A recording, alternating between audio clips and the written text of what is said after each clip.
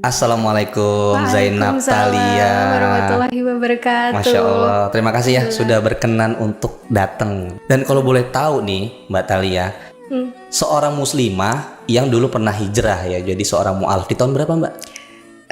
2019, yang ada sertifikatnya 2020. Oke, nanti kita bisa telusuri sharing-sharing bareng ya. Iya. Oke, Mbak Thalia itu dari mana? Maluku? Dari Maluku ya. Wow, jauh banget loh sampai ke Jakarta loh. Tapi stay-nya udah di sini ya, udah di Jakarta ya? Iya udah.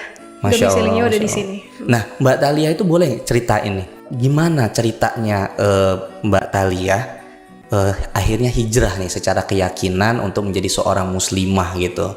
Jadi pas masa kecil aku tuh, aku dari keluarga Kristen, tapi aku dirawat sama kakek nenek kan. Nah kakek aku dari Kristen Protestan, kalau nenek aku dari Kristen Saksi Yehova. Jadi kalau di Saksi Yehova ini, dia tidak seperti Kristen yang lainnya yang mempercayai Tritunggal. Dia mempercayai bahwa ada satu Tuhan yang bernama Yehova. Oh, bukan Allah? Bukan, tapi di dalam Alkitab ada sih nama Allah. Allahnya? Iya. Oh, jadi secara teologi pun sudah berbeda ya? Tapi sistemnya itu kita mengabar dari rumah ke rumah. Jadi ada dibentuk majalah, buku-buku, kuahnya kayak gitu. Seperti itu. Oh, dari kecil itu sudah aktif dan taat. Aktif banget. Ibadahnya. Ya mungkin pada umumnya lah kayak kita sebagai seorang muslim ngaji ya, ikro gitu ya. Iya. Itu juga ikut sama nenek berarti ya? Iya, sama nenek. Dari rumah ke rumah gitu. Dari rumah ke rumah. Masya iya. Allah. Terus pas masa SMA-nya baru tuh agak goyah ketaatannya. Waktu itu pas di SMA karena pergaulan kali ya. Karena aku sih yang tergoda dengan pergaulan-pergaulan itu, makanya aku udah kurang ketaatannya gitu. Jadi udah jarang baca Alkitab, jarang ke perhimpunan, dibilangnya kayak gitu, perhimpunan kalau berkumpul gitu. Ya ibarat kayak kalau burung nih, dia di dalam sangkar terlalu lama, terus tiba-tiba dia keluar di hutan, terus ketemu teman-temannya. Malas balik dong di sangkarnya lagi kan? Iya. Kan udah asik dong sama teman-temannya. Iya kan? Itu di Maluku? Apa? SMA-nya di Maluku? Iya di Maluku, kuliahnya di Jakarta. Waktu zaman kuliah itu merasa dari keyakinan kan sudah berbeda banget nih dari agama-agama yang lain, apalagi di Islam nih. Itu rutinitasnya normal-normal aja? Atau mulai tiba-tiba mempertanyakan sesuatu, atau mulai kepo terhadap agama lain, atau biasa aja waktu itu?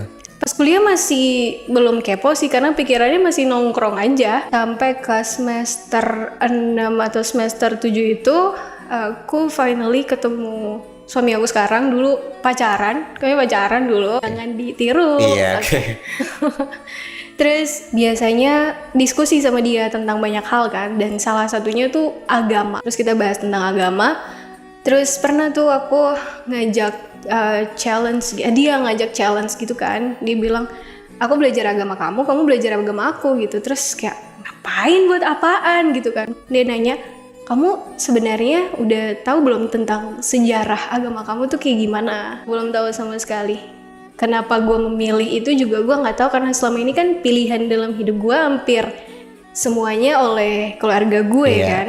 Gue kok hal yang paling fundamental dalam diri gue, tapi gue nggak pernah tahu alasannya apa. Terus akhirnya pada saat itu gue mulai mencari tahu, merasa tertantang karena anaknya kan emang suka tantangan ya. Emang akhirnya tertantang buat oke, gue harus tahu sejarah agama gue biar gue bisa jelasin ke dia gitu. Untuk biar tujuannya biar dia masuk ke agama gue gitu. Ternyata pas lama-lama pas cari tahu, kok ternyata banyak kesalahan di dalam agama aku. Padahal agama aku klaim bahwa kita yang paling benar. Tapi kok banyak kesalahan, berarti bertentangan dong. Keyakinan aku lama-lama runtuh sih, karena kesalahan-kesalahan yang aku temukan banyak banget. Salah satunya, ada beberapanya tuh, awalnya yang penemunya ini, dari Saksi Yehova ini, gak pernah dijelasin secara rinci di dalam agama itu. Oke. Iya. Terus aku cari tahu ternyata mereka kan gak mungkin kan cerita tentang keburukan-keburukan dia kan. Karena di Saksi Yehova itu kita gak boleh mencari tahu di luar dari website kami. Jadi di Saksi Yehuwa tuh ada websitenya, ada sekolahnya, jadi harus di lingkup Saksi Yehuwa aja. Pikiran aku emang fix mindset pada saat itu, tertutup di situ aja. Terus aku ketemu bahwa penemunya itu ternyata dia juga awalnya ragu sama Alkitabnya, terus dia nggak percaya sama Tuhan. Terus habis itu namanya Charles Taze Russell, dan itu tahun 1800-an. Dia akhirnya punya pemahaman ramalan-ramalan itu loh tentang Yesus itu kapan datangnya gitu. Tapi dia mencampur adukan dengan pemahaman-pemahaman Mesir. Aku juga cari tahu ternyata yang presiden keduanya fokusnya dia itu cuman bisnis, politik, dan sempat masuk penjara. Terus mereka semua itu selalu mengklaim bahwa mereka tuh utusan Tuhan gitu. Jadi kalau sekarang mereka malah bukan satu orang aja, tapi badan pimpinan. Jadi mereka udah mengikuti kayak 12 murid Yesus. Jadi mereka udah menganggap nggak bisa nih di dalam suatu agama ada satu orang aja katanya bagi mereka gitu. Jadi harus ada beberapa kepala gitu. Terus si kepala ini yang mereka menganggap mereka seperti jembatan gitu loh antara Tuhan dengan saksi-saksi Yehuwa yang pengikut-pengikutnya. Jadi kalau ada perintah baru dari Yehuwa melalui si mereka ini, terus mereka meyakini bahwa surga itu cuma untuk 144.000 aja. Terus yang nggak masuk akal juga yang bagi gue adalah ada sistem pemecatan. Kok agama kayak gini? Kok agama seperti organisasi gitu? Padahal kan harusnya mereka menganggap ini agama berarti harus untuk semua dong, dan apapun kita melakukan kesalahan apapun itu hubungan kita dengan Tuhan, bukan dengan suatu badan organisasi gitu kan.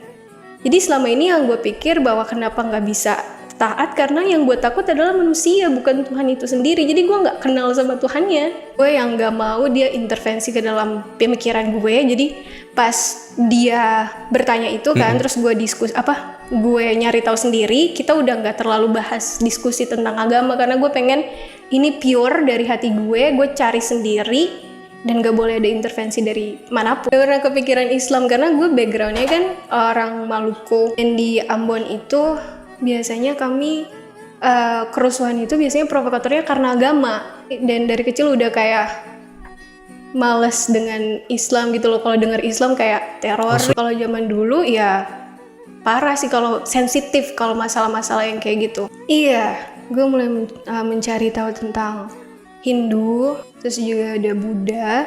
Cuman karena gini, konsep ketuhanan di dalam diri gue tuh dari kecil, karena emang gue udah yakin bahwa Tuhan itu nggak boleh sama dengan makhluk. Karena gue dari kecil udah sering banget lihat alam, memahami perubahan malam dan siang, kemudian binatang-binatang, tumbuh-tumbuhan. Jadi dari semua ini nggak mungkin makhluk ciptaan yang buat gitu, harus pencipta, harus satu. Dan menurut gue, selama gue pelajari lagi lebih dalam, bahwa Tuhan itu tidak boleh lebih dari satu. Dia harus satu, karena semua dalam kehidupan kita ini saling berkaitan. Kita dengan makhluk-makhluk lain, dengan tumbuhan, terus dengan binatang-binatang, berarti harus berasal dari satu pencipta. Nah, kalau di agama-agama yang lain ya, itu tuh ternyata mereka konsep ketuhanannya tuh lebih dari satu. Ada yang 3, ada yang 7, ada yang bahkan menganggap bahwa everything is God. Semua itu Tuhan. Itu yang menurut aku konsep Tuhan seperti apa yang mereka percayai gitu kan. Yahudi, aku pernah belajar juga, dia juga terlalu rebel dengan Tuhan. Dia selalu ada pernah di buku Talmud itu ada salah satu bagian Oven of Achnani kayaknya deh kalau gue nggak salah. Di situ membahas tentang suatu ketika Rabi mereka seakan-akan bertemu dengan Tuhan. Tuhan mengatakan kepada mereka bahwa mereka berargumen gitu. Ada argumen. Terus si rebanya ini bilang Tuhan itu salah. Terus Tuhan bilang apa? Berarti saya sudah salah dibanding dengan anak-anakku. Jadi Tuhan yang malah mengalah.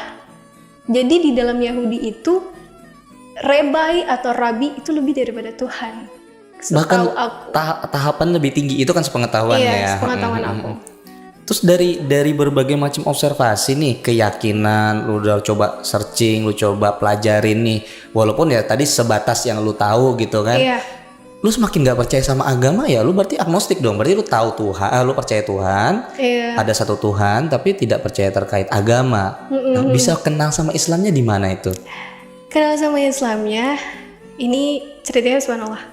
Jadi suatu malam, out of nowhere, itu kayak ada dalam diri gue sendiri tuh bilang coba coba Islam, kasih Islam kesempatan. Padahal suami gue tuh kan Islam, waktu Oke. itu kan pacar, tapi kenapa gue nggak pikir tentang Islam gitu? Karena kan kayak semua kayak udah lumayan gue cari nih kan, kok Islam nggak ada sih sama sekali yang gue cari tahu gitu kan. Terus gue pikir apa ya main source-nya dari agama ini, Al-Quran. Alhamdulillah ada teknologi sekarang kan, jadi kita bisa download Al-Quran. Jadi gue download Al-Quran yang ada tafsirannya, gue baca di surah Al-Baqarah. Terus di situ gue sambil dengerin murotalnya, gue pasang headset, gue baca tafsirannya satu demi satu tuh kayak gue nangis, terus gue takjub dengan Al-Quran, terus gue overwhelmed, nangis lagi, terus gue ngerasa bahwa ini udah jawabannya. Karena yang selama ini gue cari ada di situ. Kayak di situ menjelaskan tentang Yahudi, Nasrani, kata-katanya itu sangat nyentuh gitu loh. Gak ada kasar yang seperti gue bayangin dulu, bahwa penuh dengan kekerasan, dengan jihad dan segala macam tuh di situ tuh kayak Masya Allah.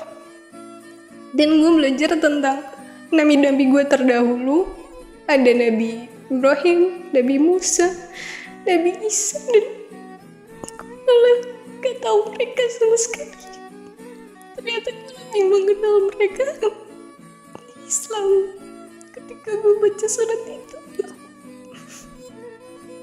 Dan di situ baru gue kayak alhamdulillah.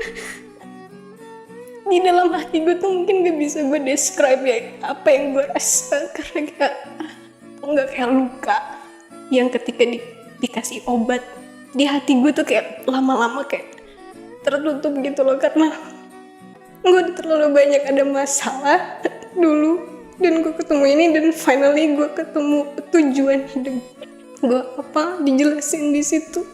Gue bisa mengenal Tuhan yang seperti apa, yang emang selama ini gue cari itu.